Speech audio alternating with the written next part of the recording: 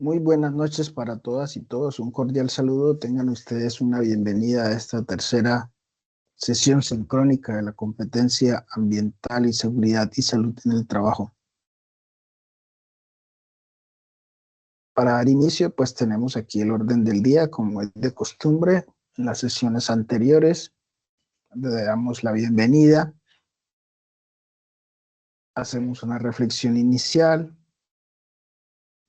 socializamos los criterios de la competencia, que ya lo habíamos hecho en la primera sesión sincrónica y lo reforzamos en la segunda. Identificación de la temática correspondiente a la evidencia de la semana, que estamos en la semana número 3, correspondiente al RAP número 3, la actividad número 3, por ende, pues la evidencia 1 de la actividad número 3. Por último, socialización de la actividad y evidencia de los criterios de la guía y los criterios de evaluación. Socialización de dudas e inquietudes, conclusión y cierre de la sesión sincrónica del día de hoy, 19 de agosto de 2025. Entonces, damos una cordial bienvenida a la competencia ambiental y SST.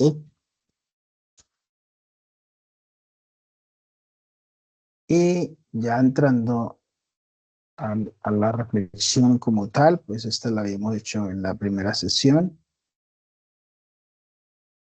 con respecto a lo que habíamos mencionado anteriormente.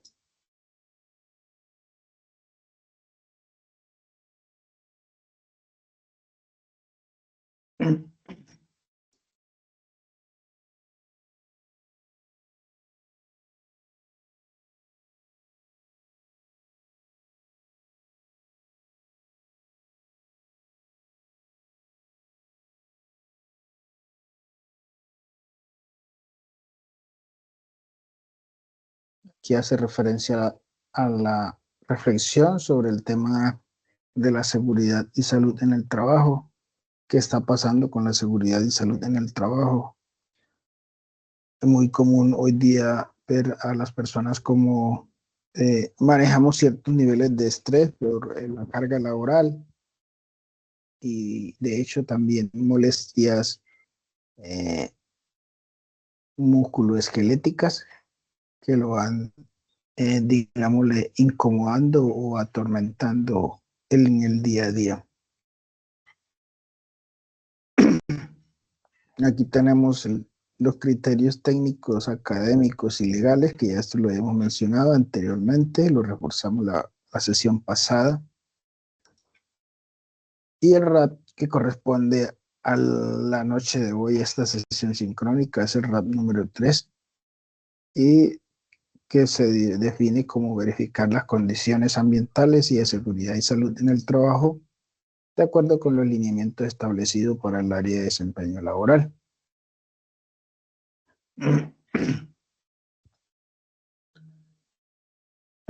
Cronograma de actividades según la guía de aprendizaje y el cronograma que habíamos usado inicialmente. Entonces estamos en la semana tercera, que va desde el 19 de agosto hasta el día 26. Recuerden que vamos de martes a martes con el propósito de darle los 8 días completos de intervalo para que realicen la actividad y entreguen su respectiva evidencia.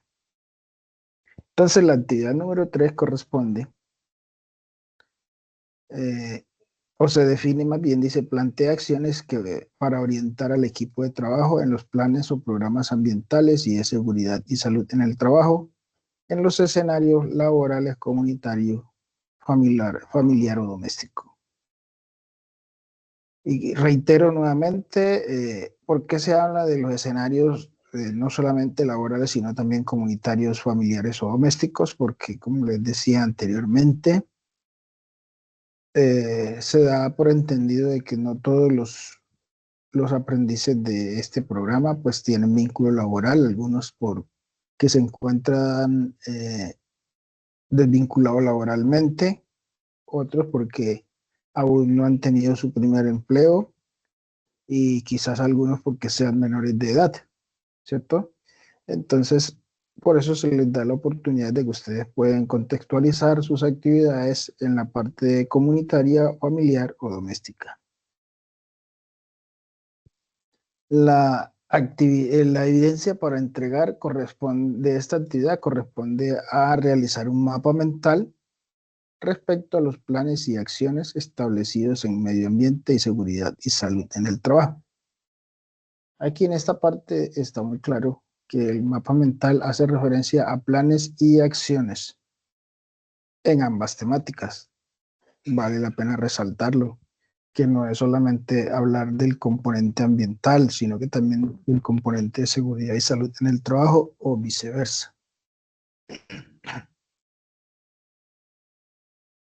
Ya entrando en detalle sobre los criterios de la guía como tal. Entonces, los criterios de la guía son los siguientes. Ella nos dice lo siguiente. Esta actividad se centra en plantear acciones para orientar al equipo de trabajo en los planes o programas ambientales y de seguridad y salud en el trabajo. Para su desarrollo es importante la lectura y análisis del componente formativo. Allí tenemos resaltado el material de estudio que tenemos en plataforma LMS Sayuna. Legislación en medio ambiente, seguridad y salud en el trabajo. Además, con ello se espera realizar el seguimiento y acompañamiento al desarrollo de estos. De esta forma, se participa en la implementación de acciones coordinadas para el monitoreo de programas ambientales y de seguridad y salud en el trabajo, según su área de desempeño.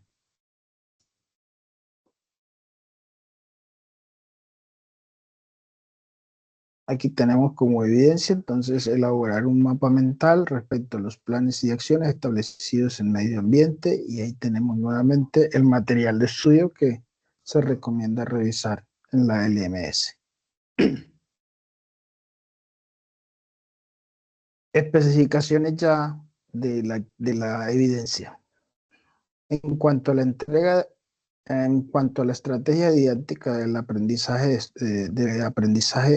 estudio de caso, en su fase de adquirir agilidad en, en determinar alternativas de acción, el aprendiz debe desarrollar un mapa mental respecto a los planes y acciones establecidos. Ahí está la clave. Planes y acciones establecidos en medio ambiente y seguridad y salud en el trabajo. En los documentos del programa se encuentra el material de anexo, se llama anexo mapa mental, donde se describe cada uno de los pasos y aspectos fundamentales para la construcción de un mapa mental, de la evidencia como tal. Adicionalmente a esto, tenga en cuenta los siguientes aspectos. El título de la evidencia se refiere a la idea central del trabajo acerca de los planes y acciones. Debe ir acompañado de una imagen que cause impacto. Los subtemas sugeridos son planes y acciones en medio ambiente y seguridad y salud en el trabajo. Reitero, los subtemas sugeridos son planes y acciones en medio ambiente, seguridad y salud en el trabajo. Puede desglosar las ramificaciones las veces que sea necesario, pero recuerde que la idea es simplificar lo más que se pueda el contenido central que les mencioné anteriormente. Planes y acciones en medio ambiente, seguridad y salud en el trabajo. Criterios, lineamientos para la entrega del producto. Entonces, el producto a entregar es un documento en PDF del mapa mental con los planes y acciones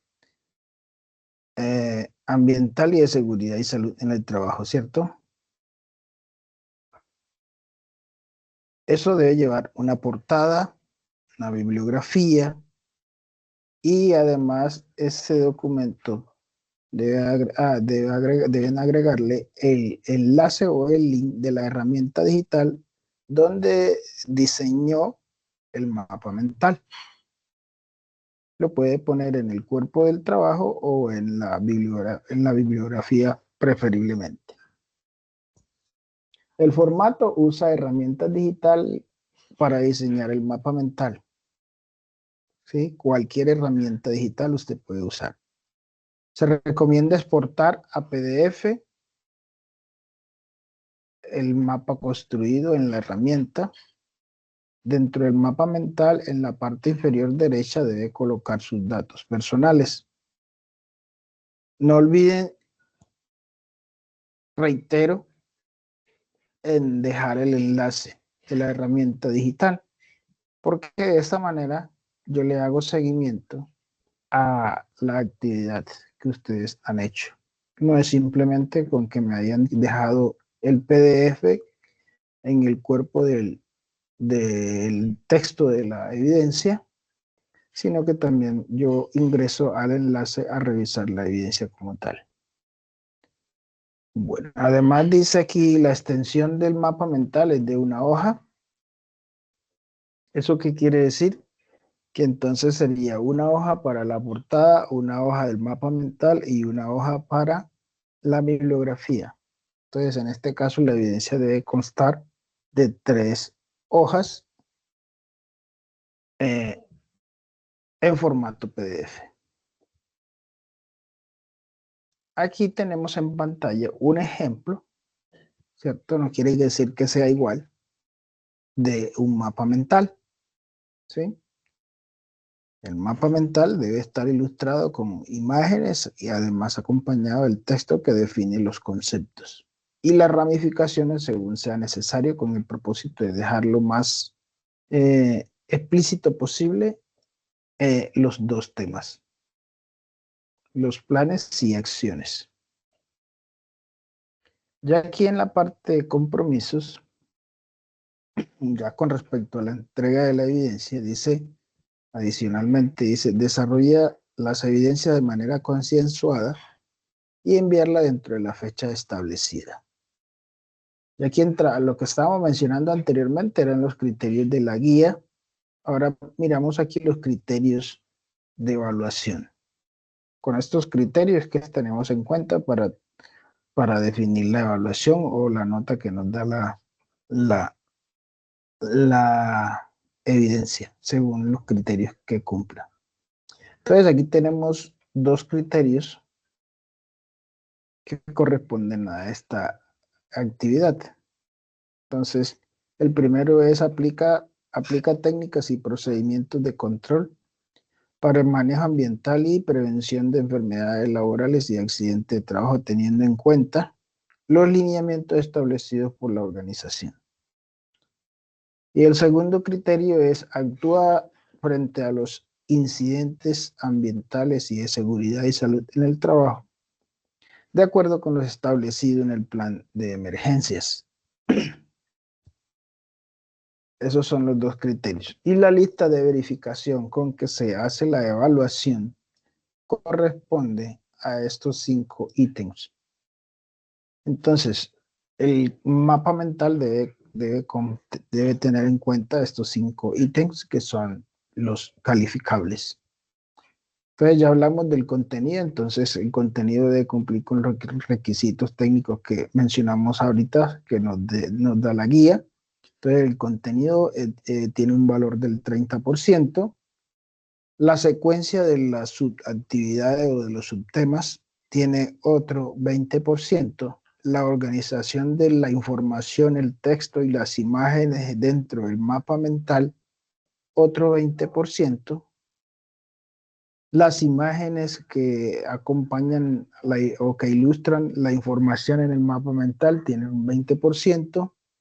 Y por último, la gramática y ortografía y convenciones tienen un 10% adicional para un total del 100% del valor de la nota.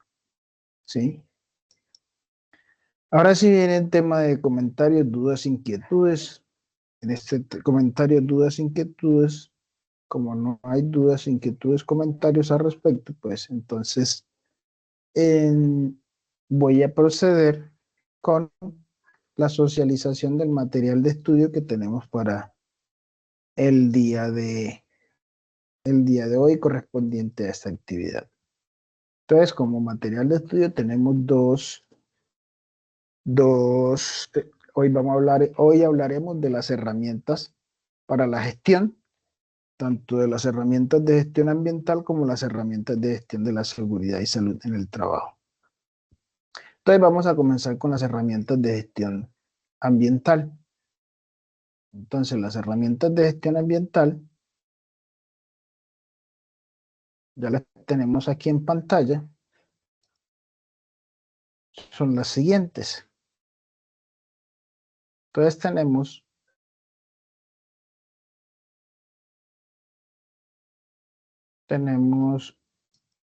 un momento, tenemos 9 herramientas para la gestión ambiental, ¿sí? Entonces, dentro de esas 9 herramientas son conceptos de los que hemos venido mencionando anteriormente, simplemente que ya en este caso se definen como herramientas de gestión. Entonces, se inicia con la herramienta, como herramienta de gestión, la gestión ambiental, que es la fundamental.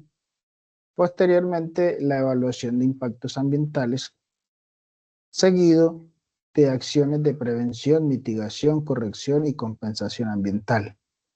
Además, eh, producción más limpia, que es muy importante, y sistemas de gestión ambiental, que es la razón de ser de la gestión ambiental, fundado en la norma ISO 14001, sistemas de gestión ambiental. También es herramienta para la gestión ambiental, los planes y programas de manejo ambiental, también las buenas prácticas ambientales, eh, hacia una cultura ambiental, los estudios, la educación ambiental, la mejora continua y el ambiente también sería la última herramienta de lo que corresponde a la gestión ambiental. Entonces, muy rápidamente les voy a socializar estos conceptos que son de conocimiento de ustedes en su gran mayoría, con el propósito de que por lo menos refresquemos esos conocimientos como lo hemos mencionado anteriormente, porque esto ya es casi de cultura general. Entonces, dentro de esa gestión ambiental tenemos aquí, por ejemplo, un esquema que digámosle, nos especifica lo que tiene que ver con el tema de los procesos, ¿cierto? En este caso, los procesos de gestión. Entonces, todo proceso tiene unos ingresos y tiene unas salidas. Dentro de esos ingresos, que en este caso sería eh, como que los insumos, ¿cierto? Entonces, dentro de esos insumos tenemos lo que corresponde a materia prima, como combustibles, como lubricantes, detergentes, entre otros, para el proceso de una empresa. Además, todo proceso industrial lleva otros recursos, no solo materia prima, sino también los recursos naturales, como es el agua, la madera, el suelo, energía, recursos humanos, recursos tecnológicos, ¿sí? Esos serían la entrada, ¿cierto? Al proceso. Ya en el proceso como tal, encontramos en el orden del sentido de las manecillas del reloj, entonces encontramos allí las emisiones a la atmósfera. Entonces las emisiones a la atmósfera se emiten de diferentes formas, ya sea por partículas suspendidas, por olores ofensivos, por ruido, por gases contaminantes, por vapores o aerosoles.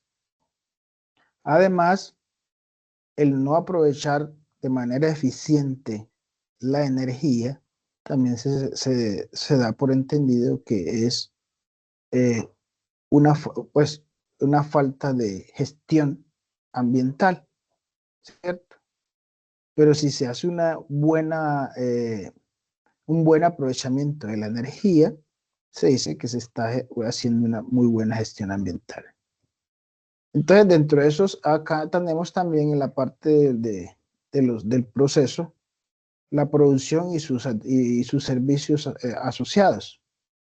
Entonces, tenemos en la parte inferior emisiones al agua. Entonces, al agua se tienen emisiones agua industriales, aguas sanitarias y agua lluvia. Y además también tenemos residuos que se vierten al suelo, como son los residuos peligrosos y los no peligrosos. Todo esto lo recibe ¿quién? El suelo. También dentro de eso, el suelo también recibe otro contaminante o otra contaminación que son las vibraciones, que muy pocos la tienen en cuenta.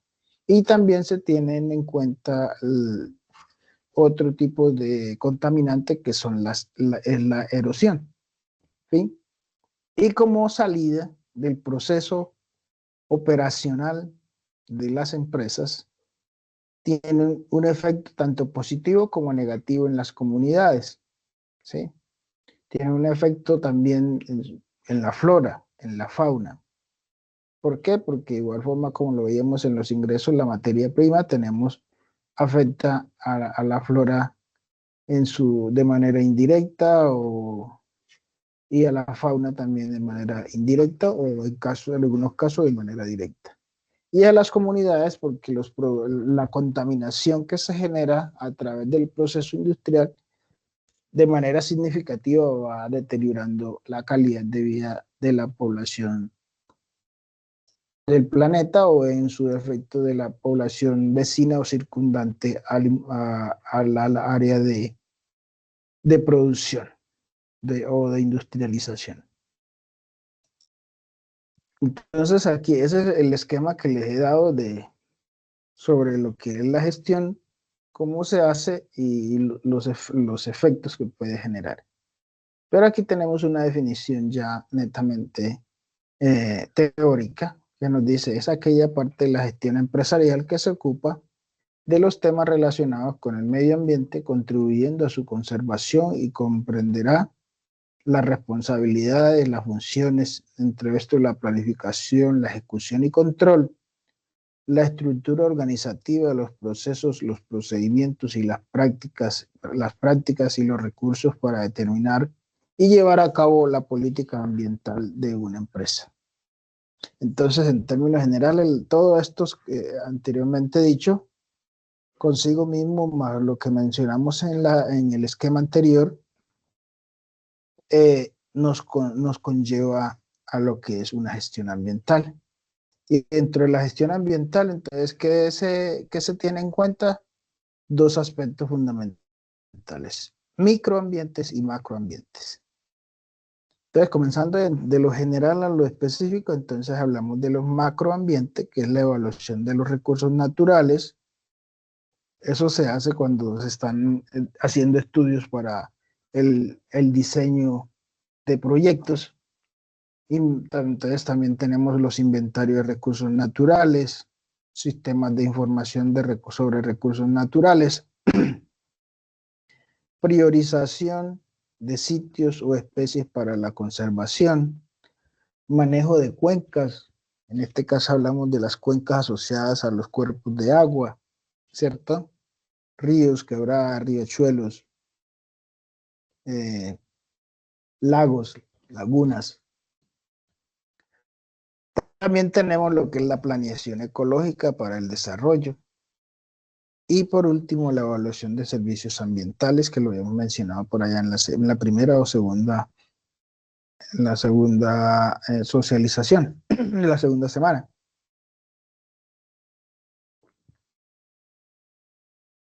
Y ya en la parte específica de los microambientes, tenemos lo que es la parte ya de acción, ¿cierto? Entonces, la gestión ambiental en los microambientes hace referencia a la remediación de esos daños ya generados, hacer seguimiento, que en este caso se llaman auditorías ambientales, y control de la contaminación. También se habla de la minimización de los residuos generados, la prevención de la contaminación, se habla de generar una producción limpia, procesos ecoeficientes, que hoy día es una palabra que está muy de moda, la coeficiencia, es decir, que hoy día todos los bienes y servicios que nosotros consumimos y usamos deben de ser ecoeficientes. En su gran mayoría, pues ya lo están siendo por las restricciones normativas que han tenido que cumplir las empresas y también por ese compromiso ecológico que se tiene con el planeta. Y por último, la ecología industrial, que es un concepto nuevo, pero que no tiene nada de nuevo, por así decirlo, porque hace referencia a todo lo anterior. La segunda herramienta, entonces, es la evaluación de impactos ambientales. ¿Y qué es la evaluación de impactos ambientales? Según teóricamente lo define aquí Arboleda, según Arboleda en el 2008, entonces nos dice que la evaluación de impacto ambiental es un instrumento o herramienta de carácter preventivo encaminado a identificar las consecuencias ambientales de la ejecución, funcionamiento de una actividad humana con el fin de establecer las medidas preventivas y control que hagan posible el desarrollo de actividad, sin perjudicar o perjudicando a lo menos posible al medio ambiente. En este caso, esa sería la definición de evaluación de impactos ambientales. La evaluación de impactos ambientales tiene unos objetivos, entre esos tenemos unos objetivos de derecha a izquierda, los voy a leer. Entonces, dentro de esos objetivos tiene facilitar la gestión con diferentes instancias. En este caso, pues, el propósito sería cumplir la normatividad. El siguiente es ser un instrumento de planificación. Entonces, la evaluación de impacto ambiental le permite a los, digamos, responsables del área de gestión ambiental de una empresa a, a planificar lo que se quiera lograr, ¿cierto? Para un tiempo determinado, ¿sí? Según la actividad económica. Además, ser la principal fuente de información para la planeación y ejecución de los planes, ¿no? Entonces, con esto, evaluación de impacto ambiental eh, es una fuente de información para tomar decisiones. También eh, sirve como un medio de apoyo para la toma de decisiones, ya lo habíamos mencionado anteriormente. Y por último, hacer que los proyectos sean ambientalmente satisfactorios o sostenibles, ¿sí?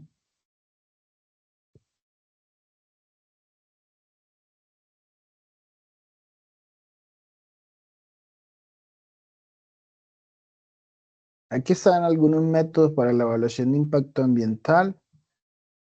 Pues no voy a hacer mucho énfasis en este, pero vale la pena mencionarlos. Entonces, dentro de estos métodos tenemos reuniones con expertos, que esto consiste en coger el conocimiento profesional y el juicio de expertos del área temática específica de la actualidad para sacar de allí un insumo, ¿cierto? Entonces también hay otro método que es recoger información a través de listas de chequeo o lo que se denomina checklist.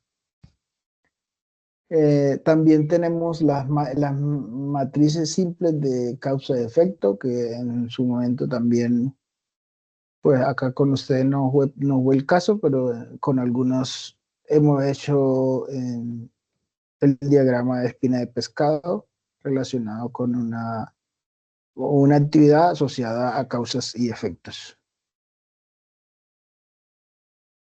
También tenemos dentro de esos métodos, tenemos el método grafos y el método diagrafos de flujo que permiten recoger o seguir la ruta de las consecuencias de una determinada acción sobre un factor ambiental.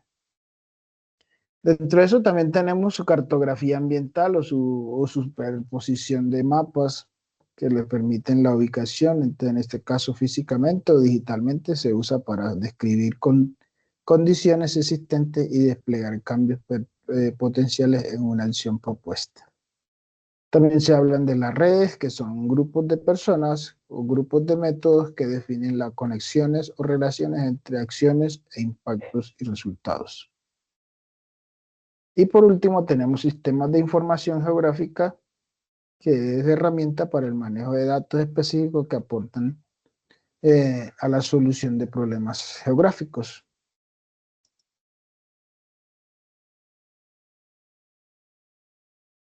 La herramienta número 3 son acciones de prevención, mitigación, corrección y compensación. Estas acciones son de gran importancia, ¿cierto? Entonces voy a ir detallando una a una. Entonces las medidas o acciones de prevención son las acciones encaminadas a evitar los impactos y efectos negativos que pueda generar un proyecto o una obra o una actividad sobre el medio ambiente. Esto está definido en el decreto 1076 de 2015.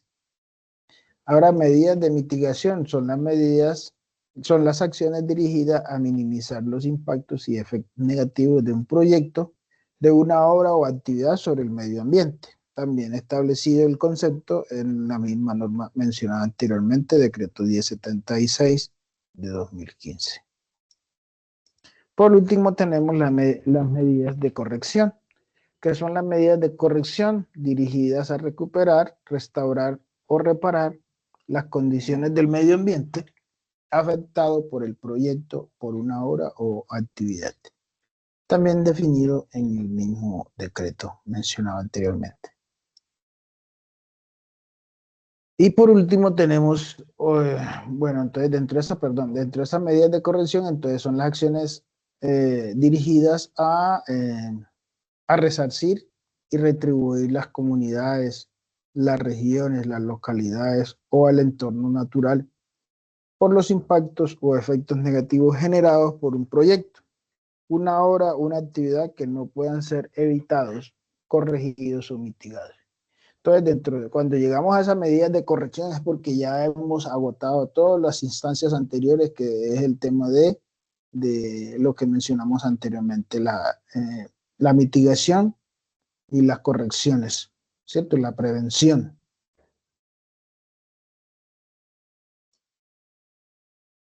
Entonces, dentro de esas medidas de manejo ambiental tenemos básicamente las fundamentales y para no decir que las únicas, entonces siempre tenemos medidas, siempre lo que estamos afectando es el aire, el agua y el suelo y la fauna y la flora, ¿cierto? Entonces aquí lo tenemos. Aire, agua, suelo, fauna y flora. En este caso, cuando hablamos ya del suelo, pues estamos afectando de manera indirecta o directa, pues la flora. La cuarta herramienta es la producción limpia. Entonces, dentro de esa producción limpia, pues ya es un concepto que casi también está muy interiorizado en la sociedad moderna. Entonces, ¿qué es la intención de la producción limpia? Aquí tenemos dos definiciones de producción limpia. Entonces, la primera definición, según la red de Unidos, desde 1992 dejó esta, esta definición como la aplicación continua de una estrategia ambiental preventiva integrada a los procesos, productos y servicios para aumentar la eficiencia global y reducir los riesgos para los seres humanos y el medio ambiente. También el Programa de Naciones Unidas para el Medio Ambiente tiene una definición que es la aplicación continua de estrategias ambientales preventivas e integradas aplicadas a procesos, productos y servicios con el fin de reducir los riesgos a la población y al medio ambiente, tomando como principio reducir al mínimo o eliminar los residuos y emisiones en la fuente y no tratarlos después de que se hayan generado. Es decir, esto es lo que se llama una acción, digámosle, posterior a la contaminación. Entonces siempre en la parte ambiental y en la parte de seguridad y salud en el trabajo hay que estar en función de pensar es en la parte de la prevención más que llegar a la parte de la acción como tal. ¿Sí? Como quinta herramienta tenemos un sistema de gestión ambiental, que esa va a ser la última, el último material de estudio del que vamos a estar tratando, sistemas de gestión ambiental. Sin embargo, voy a hacerles aquí un adelanto de lo que es la definición. Entonces dice que los sistemas de gestión ambiental son sistemas organizados de gestión integrados con la actividad de gestión general de la empresa o la organización, en los que se incluyen todos los aspectos que tienen repercusión en el medio ambiente, ¿sí? Que ya eso lo vamos a ver en detalle en la próxima semana. Entonces tenemos la gestión, los sistemas de gestión ambiental tienen unos objetivos, entonces dentro de esos objetivos tenemos identificar y controlar los aspectos e impactos y requisitos ambientales, establecer metas ambientales a corto, mediano y largo plazo, lograr que se cumplan las políticas ambientales, los objetivos, las metas, cumplir los requisitos legales, equilibrar costos y beneficios, definir y documentar tareas, responsabilidades, competencias y procedimientos para que se cumpla el sistema de gestión ambiental. Además, definir principios y responsabilidades ambientales, designar recursos y responsabilidades. Con esto logramos con estos objetivos de gestión ambiental logramos una muy buena gestión como tal. Como les decía, ya la próxima sesión profundizamos sobre los sistemas de gestión, tanto ambiental como de seguridad y salud en el trabajo, y continuamos con la herramienta de gestión ambiental número 6, planes y programas ambientales. Entonces, dentro de esos planes y programas ambientales, lo mencionábamos en el esquema anterior, ¿cierto? Entonces, aquí también tenemos en los sistemas de gestión ambiental hablábamos de que habían que cumplir unas políticas, unos objetivos, unas metas y unos programas. Entonces aquí tenemos un esquema que nos ilustra de manera detallada esta parte de lo que tiene que ver con los planes y programas de manejo y gestión ambiental. Entonces, en este caso, lo primero que se pretende aquí de los requisitos a cumplir con el sistema de gestión ambiental y a voluntad de la empresa es cumplir con la política ambiental, ¿cierto? Es la base fundamental.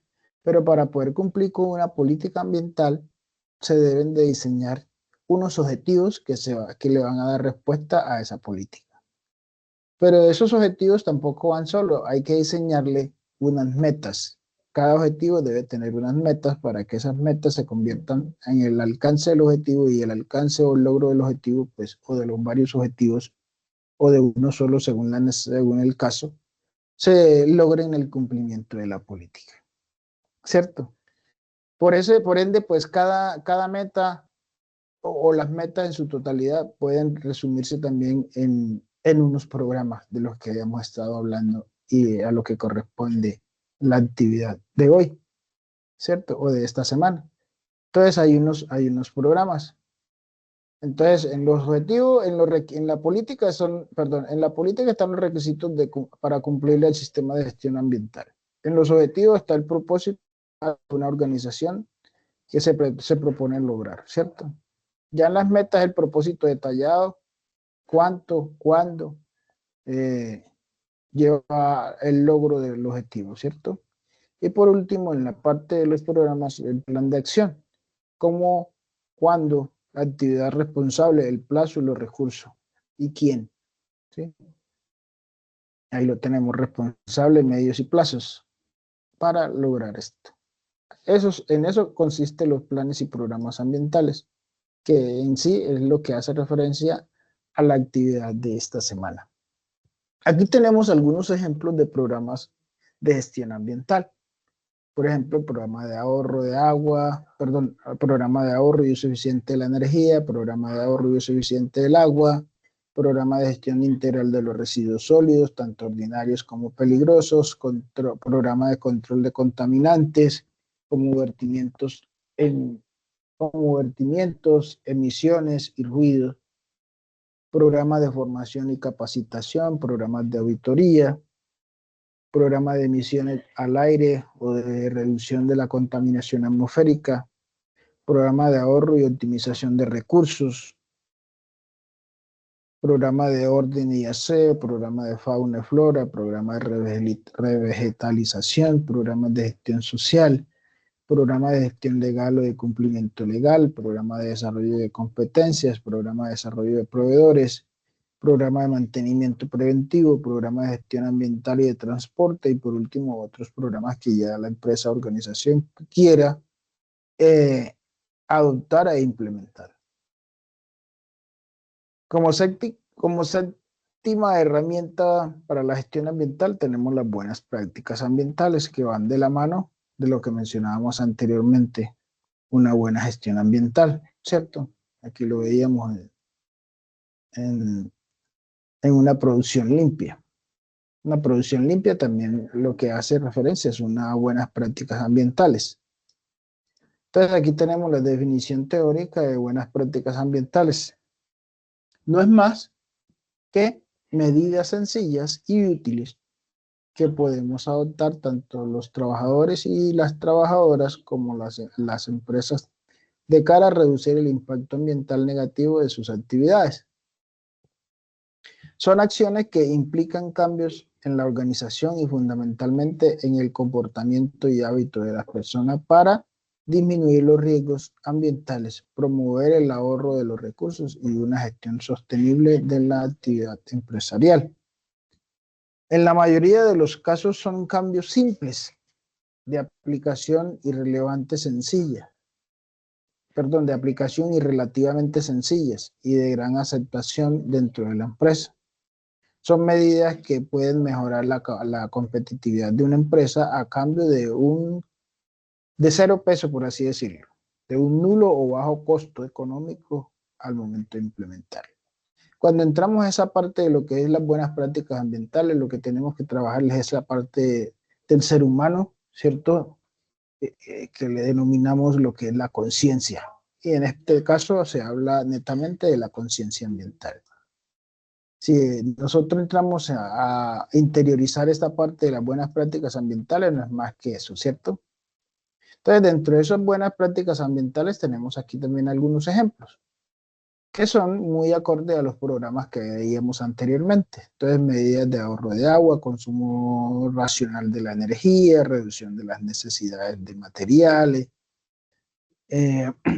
Ante un ejemplo de esta tercera relación podría ser que, por ejemplo, para construir por ejemplo, cualquier artefacto, ya sea eléctrico, electrónico o mecánico, pues se usaba mucha materia prima para, para la construcción.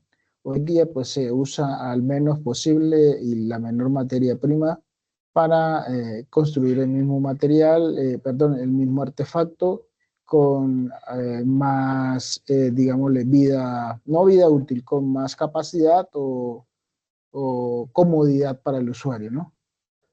Pero sí, la vida útil, sí hay que ser sincero, que la vida útil se acorta porque los materiales ya no son tan resistentes o tan, digámosle, longevos como lo eran los materiales que utilizaban anteriormente, ¿no?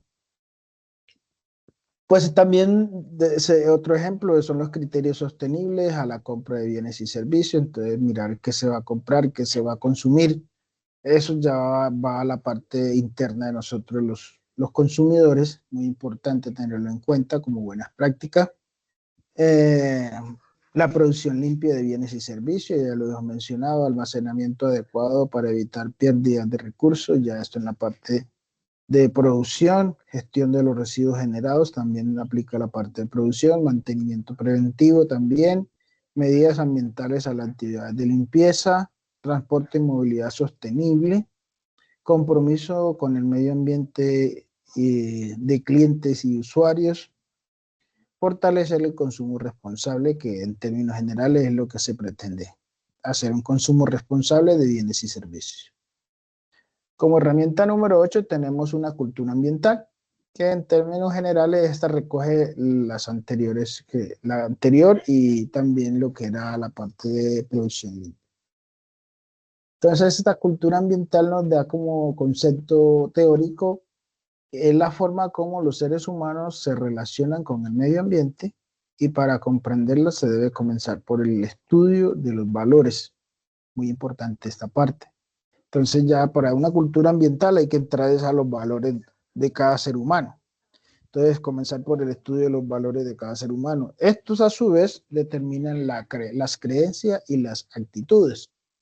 Y finalmente, todos son elementos que dan sentido al comportamiento de una persona con respecto al medio ambiente. Esto nos lo dice Murillo en el 2013, dentro de su libro, que él hablaba de estos aspectos de la cultura ambiental. Entonces, valores relacionados con la temática, entonces varios valores: la protección del medio ambiente, la prevención de la contaminación y respeto por la tierra, ¿sí?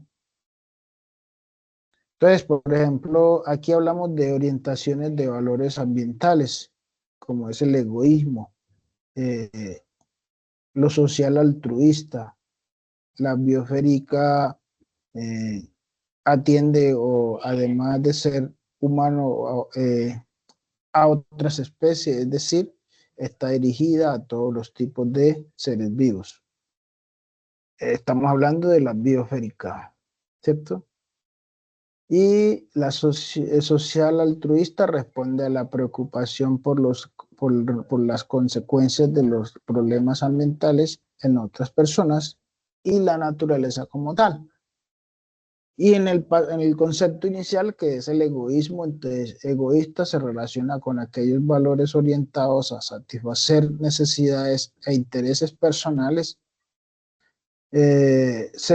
Su preocupación por el medio ambiente, las consecuencias de su propio bienestar. Estas personas consideran especialmente los costos y beneficios que la conducta ambiental tendría para ellos mismos. ¿Sí? No miran o no dimensionan esto. Y dentro de las creencias ambientales, dentro de las creencias ambientales, entonces hay muchos conceptos. Por ejemplo, en la parte de las culturas, por así decirlo, ancestrales, las poblaciones indígenas tienen unas creencias muy importantes sobre la protección del medio ambiente y de la tierra y todo su contenido. Entonces, por ejemplo, las creencias son variables y que anteceden y predicen actitudes y comportamientos en pro del medio ambiente. Se refieren a aspectos cognitivos, interaccionistas, evaluativos, atributivos, informativos, culturales o individuales que predisponen a una acción o un comportamiento a favor o en contra del medio ambiente. Ya esto puede ser positivo o negativo, estas creencias. Y ya las actitudes como tal, de lo que veíamos anteriormente, que tiene que ver mucho con el tema de los valores. Entonces, los individuos solo ejecutan conductas proambientales cuando conocen adecuadamente la problemática ambiental, cuando están motivados, cuando se ven capaces de generar cambios, y cuando están convencidos que su acción tendrá efectividad y que no les generará dificultades. Entonces, para poder tener una actitud ambiental, hay que tener conocimientos. Entonces, esa es la invitación, y por eso esta competencia hace parte de esa intencionalidad, ¿cierto? De mejorar esas actitudes ambientales. Y por último, tenemos la mejora continua y medio ambiente, que en términos generales también hacen parte del sistema de gestión ambiental, que también lo veremos en la cuarta y última sesión sincrónica asociada a estas actividades. Pero sin embargo, entonces hablamos aquí dentro de sus mejora continua, hay unas acciones, y la intención de la mejora continua es hacer acciones correctivas, ¿sí? Porque ya pues se tomaron todos los, ¿qué? Las acciones necesarias y no se cumplió con los objetivos, entonces entran lo que son acciones correctivas. Entonces los tomamos cuando incumplimos la legislación, cuando incumplimos algunos requisitos, cuando surgen quejas por parte de la comunidad, cuando no hay conformidad al momento de hacer una auditoría, entonces se identifican inconformidades, entonces hay que hacer acciones correctivas para responder a esto. Y en otros casos, cuando hay accidentes, emergencia y baja prevención, se necesita acciones correctivas. Y ya en la parte de acciones preventivas, que es lo ideal, prevenir problemas potenciales y actuar para que no se presenten. Entonces, identificar fuentes de información, responsabilidades para investigar y actuar, metodologías de análisis, causalidad y solución, eh, eliminación de causas de problemas potenciales, entre otras. Entonces, tenemos las correctivas, las preventivas, son esas medidas que nos permiten. Y la mejora continua en términos de conclusión podría decirse que se utiliza para identificar las necesidades de mejora sistemática en diferentes procesos dentro del sistema de gestión ambiental con el fin de proporcionar mejoras en general. Esto es lo que hace referencia a las herramientas de gestión ambiental. Seguido de eso, entonces vamos a mirar lo que hace referencia a la gestión, a las herramientas de gestión de seguridad y salud en el trabajo.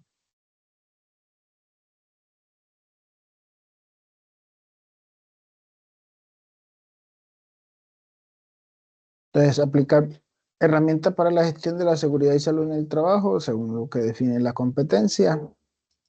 Entonces, aquí tenemos 7 herramientas para la gestión de la seguridad y salud en el trabajo. Entonces, número uno, responsabilidad de los trabajadores. Número dos, la comunicación que tiene la empresa con los trabajadores. Número tres, la identificación de los peligros, evaluación y valoración de los riesgos. Número cuatro, prevención, preparación y respuesta ante emergencia. Número 5, participación en el reporte de incidentes, accidentes de trabajo y enfermedades laborales. Número 6, capacitación en seguridad y salud en el trabajo. Número 7, apoyo a la mejora continua, y termina con el mismo concepto del anterior, porque hace énfasis en lo mismo, mejorar los procesos, ¿cierto?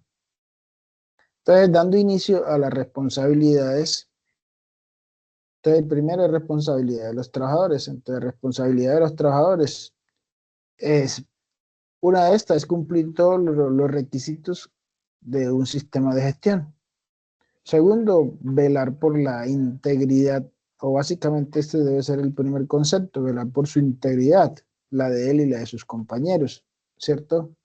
Entonces, por ejemplo, ahí vemos en la imagen, pues un trabajador jugando, por así decirlo, en su faena o en su labor, algo que en su momento pues puede ser divertido, pero que le puede causar daños en un futuro. ¿Por qué? Porque se puede caer, ahí le puede estar cayendo polvo encima, pues mira, uno ve que no tiene, está regando cemento, no tiene protector eh, respiratorio, que le puede, entonces puede estar inhalando polvo de silicio de esta parte de lo que corresponde a las sustancias que componen o que conforman eh, el polvo de cemento. Entonces, por eso habla de la responsabilidad de los trabajadores. Entonces, dentro de la responsabilidad de los trabajadores tenemos la siguiente: procurar el cuidado integral de la salud. Lo habíamos mencionado anteriormente.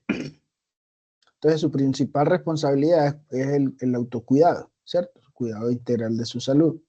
Segundo, suministrar información clara, veraz y oportuna completa sobre su estado de salud. Tercero, cumplir las normas y los reglamentos de seguridad y salud en el trabajo de la empresa. En este caso, el sistema de gestión de seguridad y salud en el trabajo. Cuarto, informar oportunamente al empleador o a su jefe inmediato o contratante acerca de los peligros y riesgos latentes en el puesto de trabajo. 5, participar en las actividades de capacitación en seguridad y salud en el trabajo según el plan de capacitaciones que tenga la empresa. Y sexto, tenemos participar y contribuir en el cumplimiento de los objetivos del sistema de gestión de la seguridad y salud en el trabajo. La comunicación es algo fundamental en todos los aspectos. Entonces, como herramienta de gestión de la seguridad y salud en el trabajo, tiene que haber muy buena comunicación en todas las direcciones, ¿cierto? Empresa, trabajador, trabajador, empresa, trabajador, trabajador, es decir, en este caso compañero con compañeros, para evitar muchos, digámosle, riesgos que pueden, a los que están expuestos cada uno de estos. Entonces, dentro de la comunicación, tenemos participación de las actividades que se comuniquen con relación a la seguridad y salud en el trabajo. Entonces, es un deber también participar de las actividades, comunicar sus inquietudes frente al sistema de gestión de seguridad y salud en el trabajo, informar o reportar, eh, informar o aportes, ideas que puedan beneficiar y gestionar la seguridad y salud en el trabajo. Todas esas cosas que vayan identificando en el proceso y en el desarrollo de sus actividades, pues irlas comunicando. Porque en definitiva, pues los trabajadores son los que más conocen los riesgos a los que están expuestos, porque están en contacto con ellos constantemente. De hecho, por estar tan cercanos a ellos, a veces sucede algo que es el tema al exceso de confianza, y por eso es que suceden la gran mayoría de los accidentes. Entonces también está recibir y documentar reportes adecuadamente de la comunicación interna, tanto interna como externa, recibir y documentar, responder adecuadamente las comunicaciones, garantizar que se dé a conocer el sistema de gestión de seguridad y salud a todos los trabajadores y contratistas, y por último, pues disponer de canales que permitan recolectar información, inquietudes, ideas y aportes de los trabajadores en materia de seguridad y salud en el trabajo.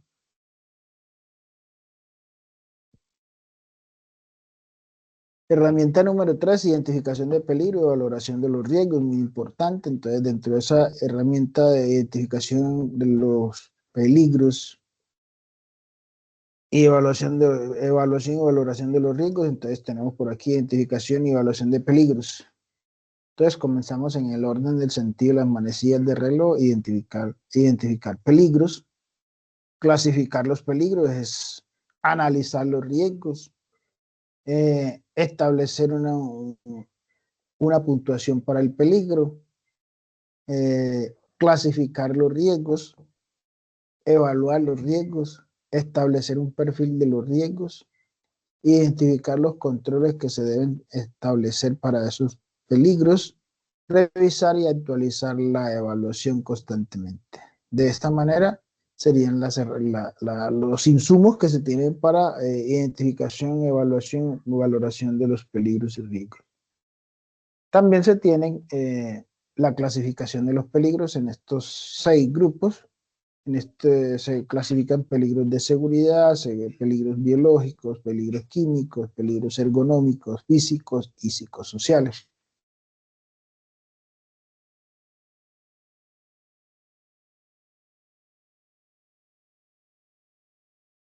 Aquí se habla de la jerarquización de los peligros o de la jerarquía y control de los peligros. Entonces los peligros se deben de, siempre los peligros deben de buscar la mejor opción, es eliminarlo. De no hacerlo, entonces hay que buscar la forma de sustituirlo. En caso de que ya no haya la forma de eliminarlo ni sustituirlo, pues buscar una medida de control. Esta medida de control técnica. Entonces, en este caso sería aislar a las personas del peligro. En caso tal de que no se puedan las 3 anteriores, pues se habla de controles administrativos. Entonces, cambiar la forma en que las personas realicen la actividad. ¿Sí? Y por último, ya se tiene aquí, que es lo que la gente a veces no alcanza a dimensionar, en su gran mayoría, se ponen como la primera jerarquía, es el uso de elementos de protección personal y equipos de protección individual. Entonces, miren que está en la última instancia, es decir, lo último que se tiene que hacer es usar equipos de protección personal, elementos de protección individual, para proteger a los trabajadores, pero la gran mayoría de las personas y de las empresas de las personas que están a cargo de esta parte, de estos departamentos, las empresas tienden más a mirar es como, como medida de control los elementos de protección personal en primera instancia, que no debiera ser así. Los principales objetivos de identificación de peligro y valoración de los riesgos son los siguientes: identificar los peligros, evaluar los riesgos, controlar los riesgos, priorizar los riesgos, cumplir con los requisitos legales, mejorar la seguridad y salud de los trabajadores, tomar decisiones informadas, es decir, a través de los datos suministrados por los mismos trabajadores, y en especial, pues, crear una conciencia. Si el trabajador es consciente de los riesgos a los que está expuesto, él y sus compañeros, siempre va a estar muy atento para tratar de, eh, digámosle, evadir o disminuir la probabilidad de que suceda un accidente. ¿Sí? Como herramienta número 4 tenemos la prevención y preparación y respuesta ante las emergencias. Entonces aquí vemos, por ejemplo, siempre las emergencias están asociadas a lo que tiene que ver con cualquiera que sea las catástrofes naturales o antrópicos o artificiales, es decir, generados por el mismo hombre. ¿Sí? Entonces, componentes de un plan de emergencia, siempre los planes de emergencia están como componentes, eh, va a haber una preparación, una prevención, perdón, y después va a haber una preparación y por último va a haber una respuesta, ¿cierto? Entonces siempre va a haber prevención, preparación y respuesta. Entre lo que es la prevención, entonces te implica identificar y analizar los posibles riesgos y amenazas que se podrían presentar en una emergencia, ya sean naturales como terremotos, inundaciones o causadas por el hombre como son los incendios, derrames químicos, entre otros.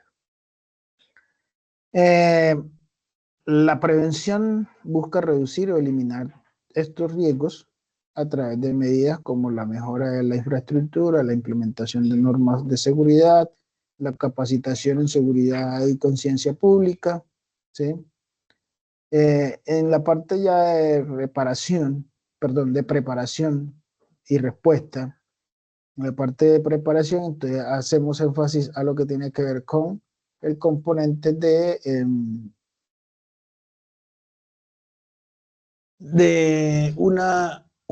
perdón, una vez identificados los riesgos, ¿sí? Una vez identificados los riesgos y amenazas que podrían, perdón, una vez identificados los riesgos, la preparación se enfoca en desarrollar planes de acción detallados para responder a las emergencias. Estos planes incluyen la asignación de responsabilidades, la identificación de líneas de comunicación, la activación de sistemas de alertas tempranas y de alarmas y la organización de equipos de respuesta. Por eso se habla que en la parte de planes de emergencia siempre hay conformados unos equipos que se le denominan brigadas, porque estos equipos son los que están dispuestos a darle, valga la redundancia, a darle respuesta en caso de emergencia a la situación presentada. Eh, También la preparación, la adquisición de equipos de seguridad, la capacitación del personal en procedimientos de evacuación, primeros auxilios y la realización de simulacros y ejercicios de entrenamiento. Entonces, por eso este personal debe estar bien, bien, digámosle, adiestrado, por así decirlo, o preparado para dar respuesta a las emergencias. Entonces ya en el componente de lo que hace referente a la respuesta, si ya tenemos una buena prevención, una buena preparación al momento de la respuesta, pues va a ser mucho más eficiente. Entonces aquí en la parte de la respuesta es la acción inmediata ante una emergencia. Implica la acción de los planes de emergencia, la evacuación de personas, la atención de heridos, el control de incendios, el manejo de herramientas y otras acciones necesarias para proteger la vida y propiedad y el medio ambiente. Dentro de esto, pues tenemos las respuestas también incluyen la coordinación con las autoridades competentes y la comunicación efectiva con el público en general. Ya por último tenemos esos dos últimos componentes del plan de emergencia, que es la mitigación y la recuperación. La mitigación es ya entrar en detalle, ¿cierto? Después de haber atendido la emergencia, entonces mitigación es el esfuerzo por reducir las pérdidas de vidas y bienes, disminuir el impacto de desastre, de emergencias como tal. Y en la parte de recuperación, pues ya es como volver a la parte de la normalidad. Entonces dice, la recuperación consiste en las actividades que continúan después del periodo de emergencia para restablecer las funciones cotidianas o comunitarias esenciales y comenzar con la gestión de labores de estabilización.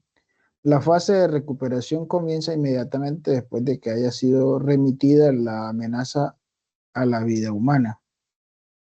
Perdón, después que haya sido, ¿qué? Sí, haya remitido la amenaza a la vida humana. El objetivo de esta fase es establecer ciertos grados de normalidad en las zonas afectadas, lo que incluye la restauración de los servicios básicos, la reparación de daños físicos y sociales, económicos. Las acciones típicas de recuperación incluyen limpieza de escombros, la asistencia financiera, emocional, y en particular a particulares y el gobierno la atención masiva, ¿cierto? Perdón, la reconstrucción de carreteras, puentes, instalaciones esenciales y la atención masiva y sostenida de las poblaciones humanas y animales desplazados. Entonces, en términos generales, este sería lo que corresponde a esa cuarta herramienta de gestión de la seguridad y salud en el trabajo.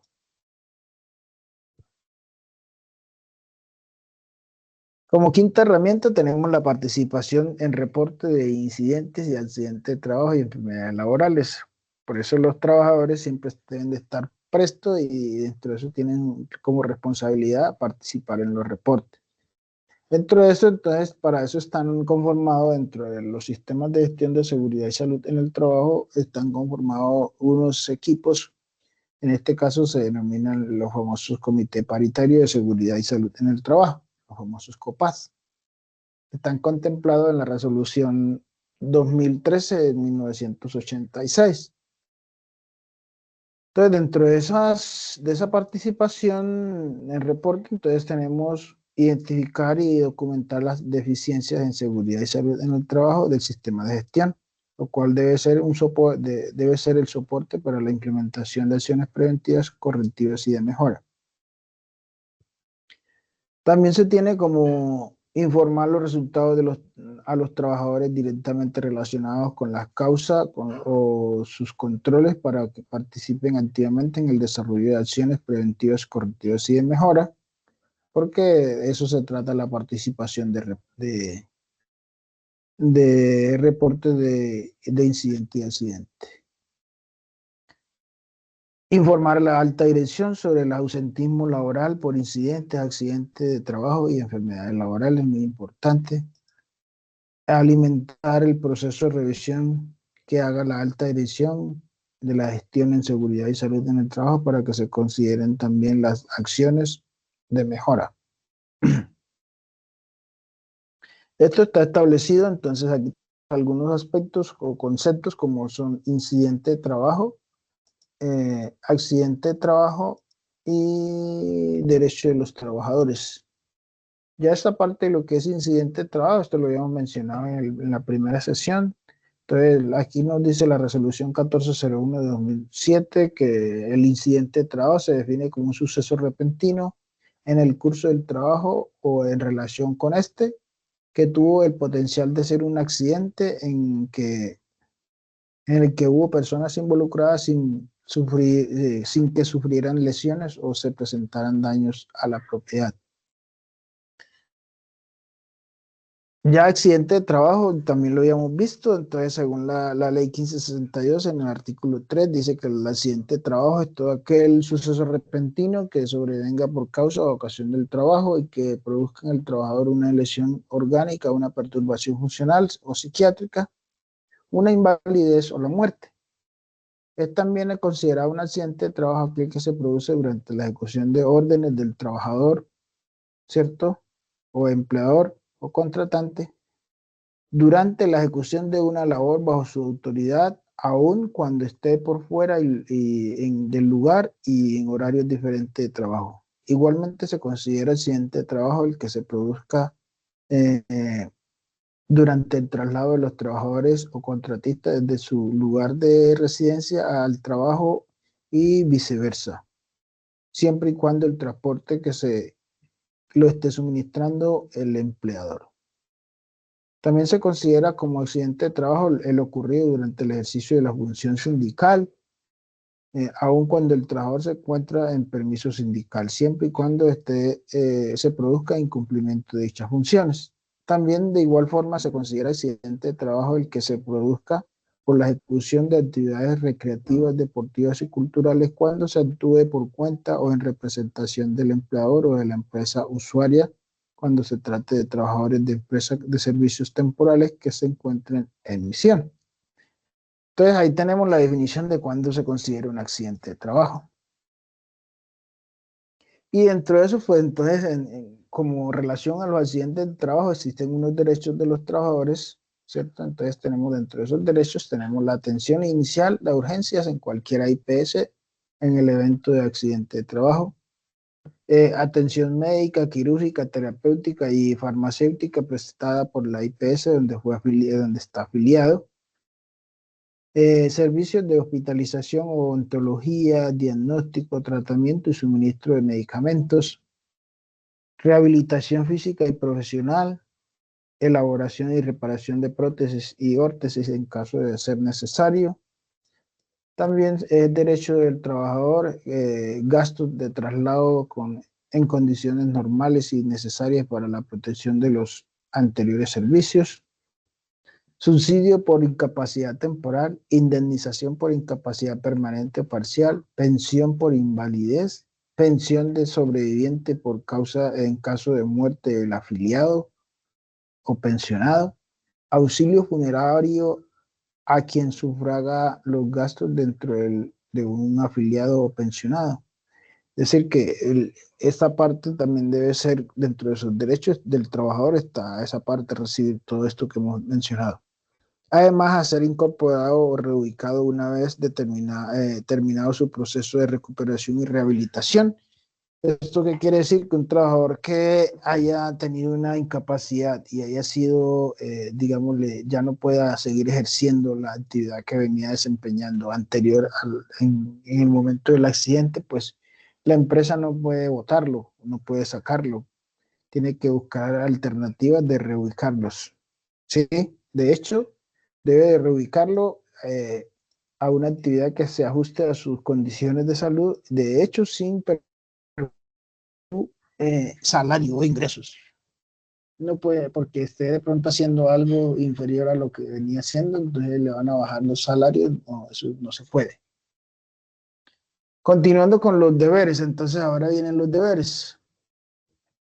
Deberes del trabajador, ya lo habíamos mencionado anteriormente, es procurar el cuidado integral de su salud, suministrar la información clara y veraz, colaborar con el y velar por el cumplimiento de las obligaciones de las normas, cumplir con las normas, participar en la prevención de riesgos profesionales, en comité paritario de vigía, como lo habíamos mencionado, entonces participar de estas instancias o de estos equipos también es un deber.